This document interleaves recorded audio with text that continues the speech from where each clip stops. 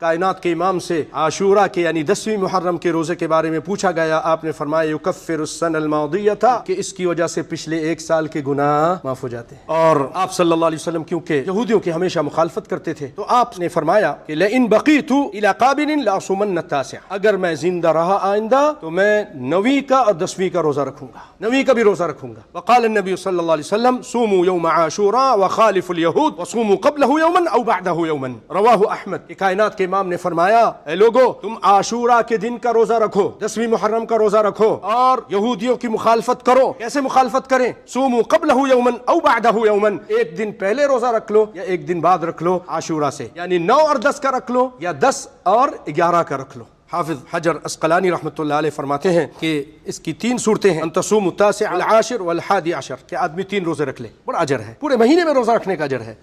یا پھر دوسری صورت یہ ہے کہ ان تصوم التاسع والعاشر، کہ 9 اور 10 کا یا 10 اور 11 کا رکھ لو، یہ دوسری صورت ہے، 9 اور 10 اور 10 اور 11 کا، 10 کا روزہ بہت مہم ہے۔ او ان تصوم العاشر منفردا، یا پھر آپ صرف 10 کا روزہ رکھ لیں، کہ نبی نے 10 کا روزہ رکھا تھا اور آپ نے کہا تھا لئن بقیت الی قابل لاصومن، پھر اس کے بعد ما بقی النبی صلی اللہ علیہ وسلم فی هذه الدنیا ومات قبل هذا المحرم، آپ اس محرم آنے سے پہلے فوت ہو گئے تھے، تو آپ نے وہ جو آپ کی تمنا تھی کہ 9 کو بھی رکھوں گا وہ پورا نہیں کر سکے، لیکن آپ کی تمنا تھی اور آپ نے آرڈر بھی دیا۔ تو بھائیو بدعت سے بچیے اور یہ اچھے کام کیجئے جو حدیثوں سے صحیح دلائل کے ساتھ ثابت ہیں